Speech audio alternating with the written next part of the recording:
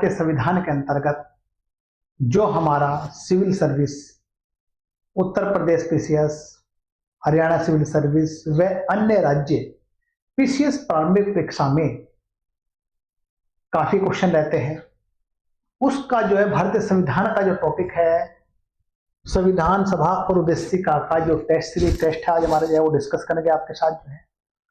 अब इसके अंतर्गत देखिए हमारा जो सबसे पहला क्वेश्चन है, देखिए वो है निम्नलिखित में से किस एक का भारत के संविधान की उद्देशिका में उल्लेख नहीं किया गया है।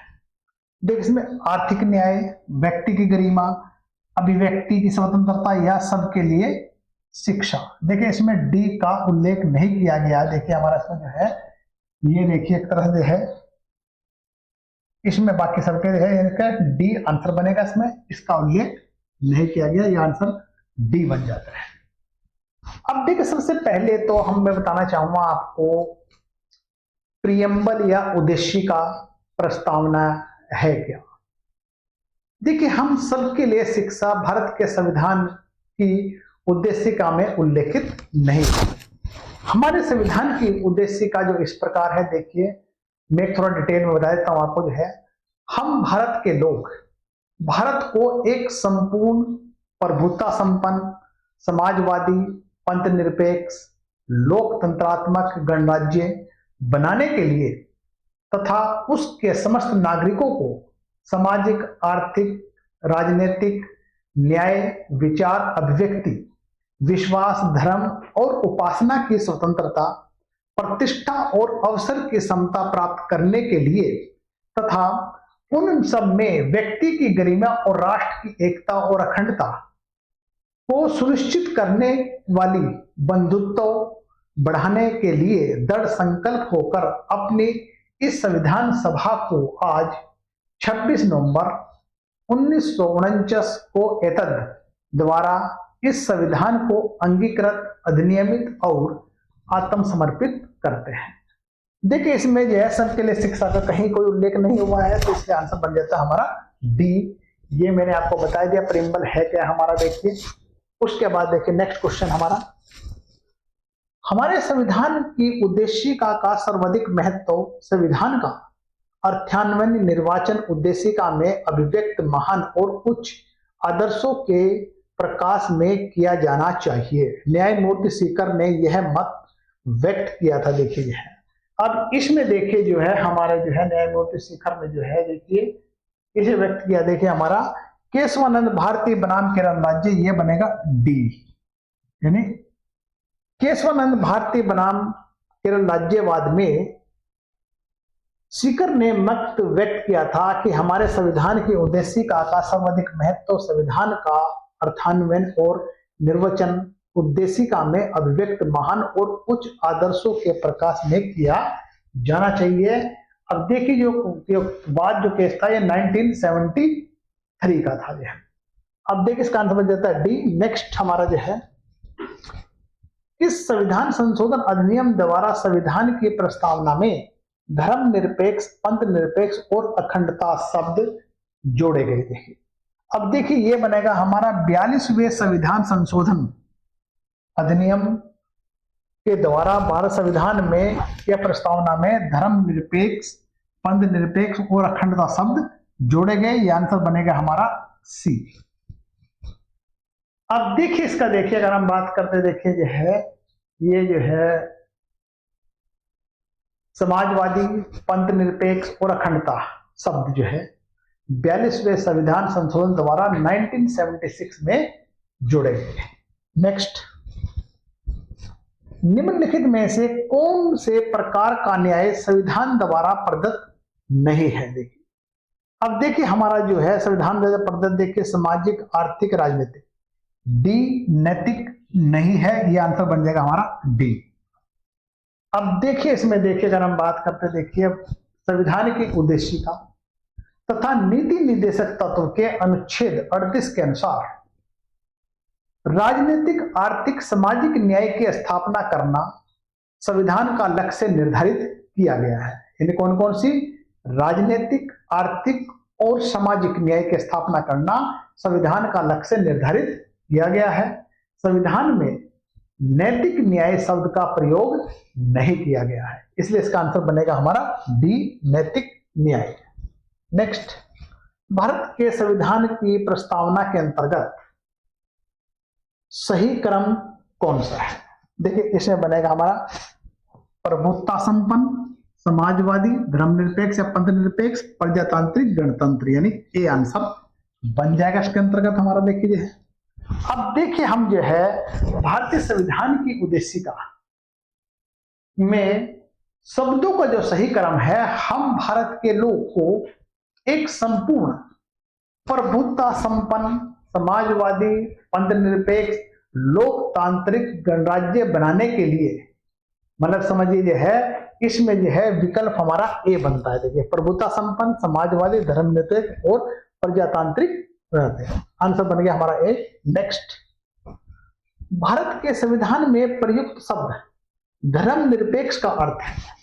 अब धर्मनिरपेक्ष का अर्थ है, देखिए हमारा राज्य का अपना कोई धर्म नहीं होगा, सभी धर्मों का साथ समान व्यवहार होगा, राज्य का अपना सामान्य धर्म नहीं होगा, यानी हमारा आंसर डी बन जाता है, यानी ए और बी ये आंसर बन जाएगा डी हमारा। देखिए अब देखिए जो है धर्मनिरपेक्षता की अगर हम बात करते हैं, देखिए ये शब्द जो है 42वें संविधान संशोधन द्वारा जोड़ा गया है।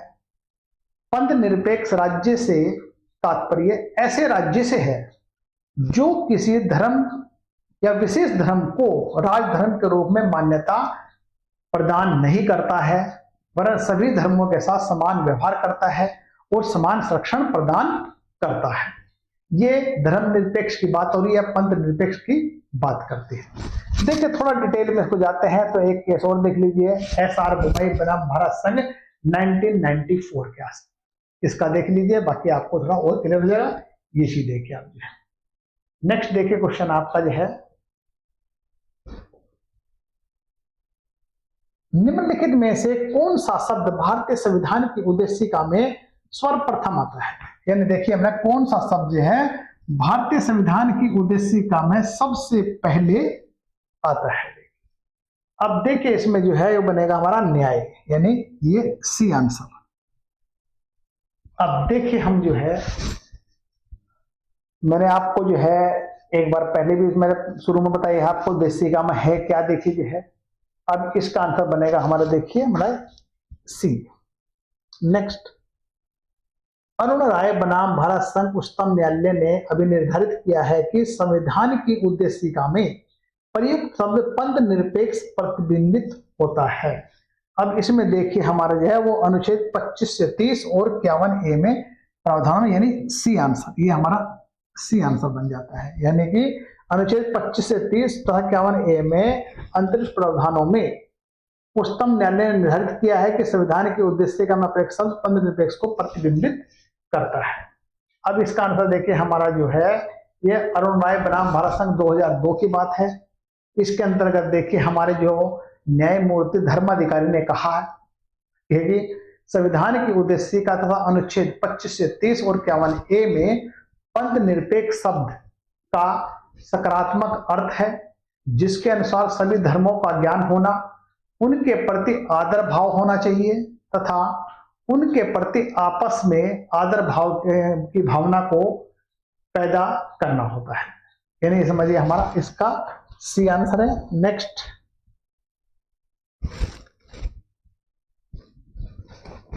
उद्देशिका वितरण न्याय की धारणा निहित है उच्चतम न्यायालय द्वारा किस वाद में कहा गया है? देखिए सब बनेगा हमारा सेंट्रल इंलैंड वाटर ट्रांसपोर्ट कॉर्पोरेशन बनाम ब्रजनाथ गंगोली, यानी ए आंसर बन जाएगा इसका। देखिए हमारा अब देखिए हम बात करते हैं मतलब जो है सेंट्रल इंलैंड वाटर ट्रांसपोर्ट कॉर्पोरेशन बनाम ब्रजनाथ गांगुली AR 1986 में निर्धारित किया गया था कि उद्देशिका में वितरण न्याय की धारणा निहित है और विधि के क्षेत्र में इसका तात्पर्य आर्थिक असमानता को दूर करना है, असमानों से समव्यवहार के मामले में असमानता को दूर करना है।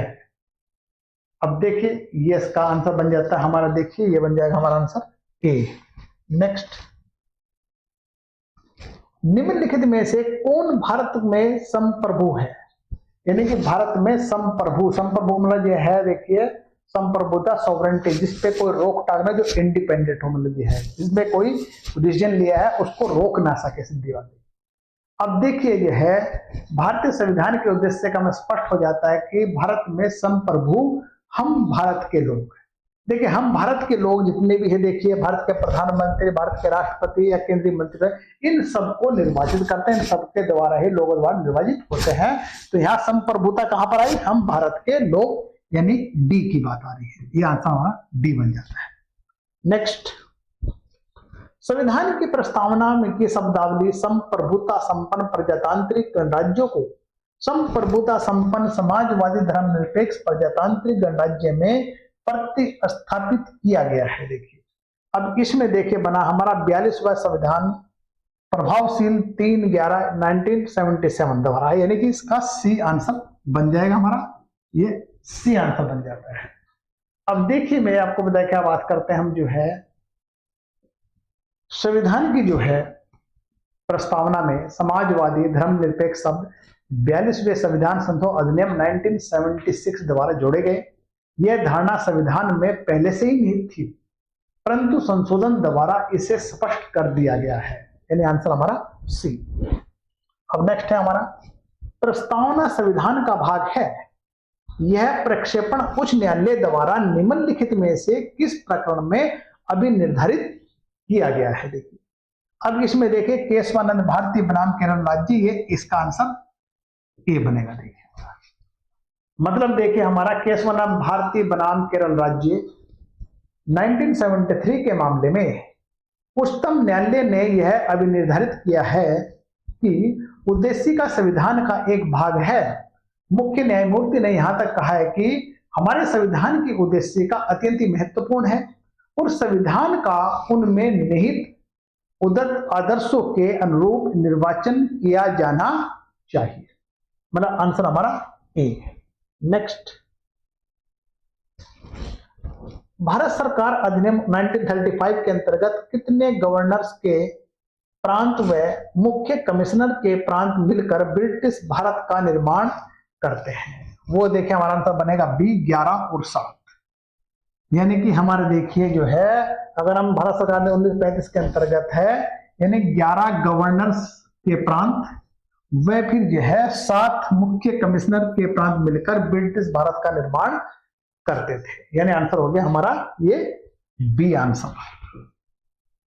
अब हम बात करते हैं देखिए बी आंसर, देखिए अब ये है भारतीय सरकार अधिनियम के अंतर्गत देखिए हमारे जो है 7 गवर्नर और 7 मुख्य कमिश्नर प्रांत होते थे। अब नेक्स्ट क्वेश्चन देखिए हमारा जो है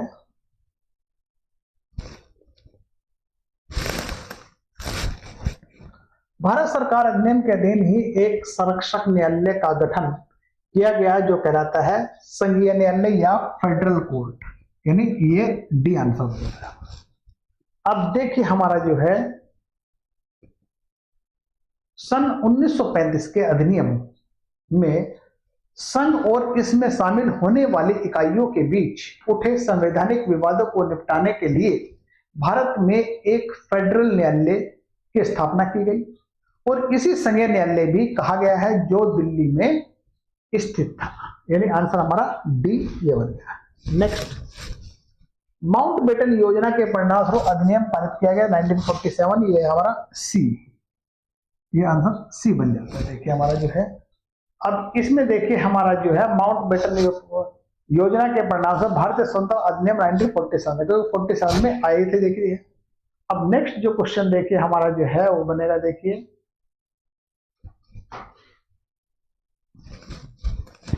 भारत में किस तारीख को प्रत्येक विधि वर्ष मनाया जाता है? अब देखिए इसका बनेगा हमारा जो है वो 26 नवंबर को, यानी 26 नवंबर को विधि दिवस मनाया जाता है। अब देखिए इसमें जो है भारत में 26 नवंबर को विधि दिवस मनाया जाता है। 26 नवंबर 1949 को भारत का संविधान अधिनियमित या अंगीकृत किया गया था। संविधान सभा के सदस्यों के प्रति सम्मान प्रदर्शित करने के लिए ही वर्ष 1979 से प्रतिवर्ष यह है मतलब जो है विधि दिवस या फिर मान लो हम बात करते हैं कानून दिवस मनाया जाता है। यह आंसर आ गया हमारा बी। नेक्स्ट, उद्देशिका में संपूर्ण प्रभुत्व संपन्न समाजवादी पंथ निरपेक्ष लोकतांत्रिक गणराज्य शब्द को सम्मिलित किया गया था। देखिए तो 42वें संविधान संशोधन द्वारा है। देखिए इसका देखिए हमारा ये बनेगा सी। अब इसमें देखिए हमारा जो है ये बनेगा सी आंसर, यानी हमारा ये सी हो जाता है। नेक्स्ट हमारा, निम्नलिखित में से किस दिन पूरा भारतीय संविधान प्रभावशील हुआ। देखिए यहां पर ध्यान दीजिए आप, ये किस दिन पूरा भारतीय संविधान प्रभावशील हुआ। अंगीकृत की बात नहीं कर रहा हूं, ये 26 जनवरी 1950, यानी हमारा ये सी आंसर बन जाता है। अब देखिए नेक्स्ट हमारा ये है, यानी कि समझिए हमारा जो है 26 जनवरी 1950 को भारत का संविधान प्रभावशील हुआ। इसी दिन को हम अपना गणतंत्र दिवस प्रतिवर्ष मनाते हैं, यानी गणतंत्र दिवस के रूप में प्रतिवर्ष मनाते हैं। नेक्स्ट,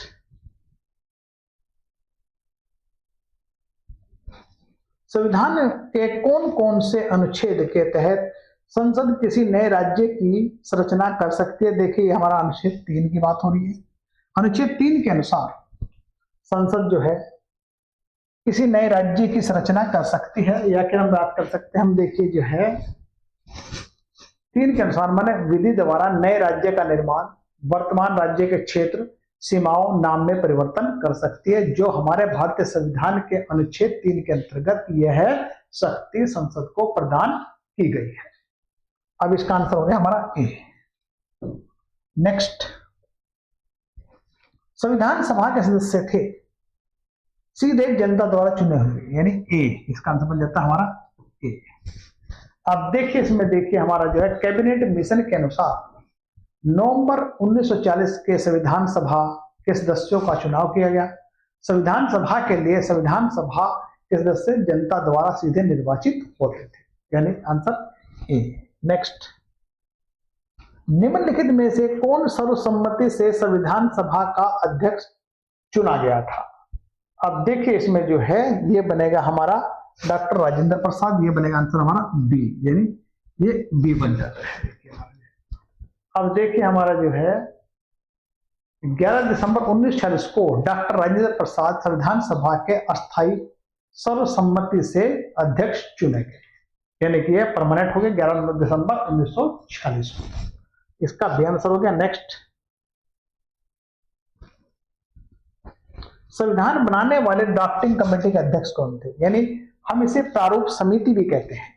ड्राफ्टिंग कमेटी देखिए, संविधान बनाने वाली प्रारूप समिति या ड्राफ्टिंग कमेटी के अध्यक्ष हमारे डॉक्टर भीमराव अंबेडकर थे, और संविधान सभा की बैठक में संविधान का प्रारूप यह है 8 महीने बहस हुई और 11 अधिवेशन हुए।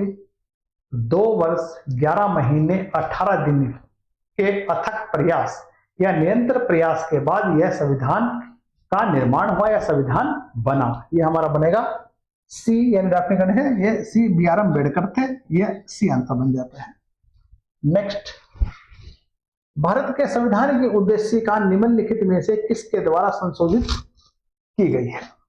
अब देखिए ये हमारा जो है 42वें संविधान संशोधन, यानी कि डी आंसर है। अब इसमें देखिए आप जो है इसमें 3 शब्द में कई बार रिपीट क्वेश्चन आ सके है।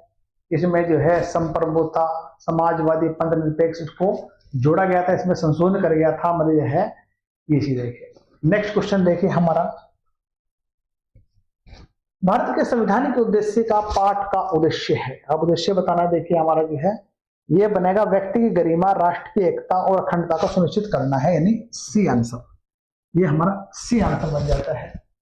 यानी भारत के संविधान की उद्देशिका के पाठ का उद्देश्य व्यक्ति का की गरिमा और राष्ट्र की अखंडता को सुनिश्चित करना है, ये सी बन गया। नेक्स्ट, हमारे संविधान के प्रस्तावना में महत्वपूर्ण प्रस्ताव निम्न में से अंतर्गत बनाया गया है। देखिए जो है हमारा इसमें देखिए हमारा जो है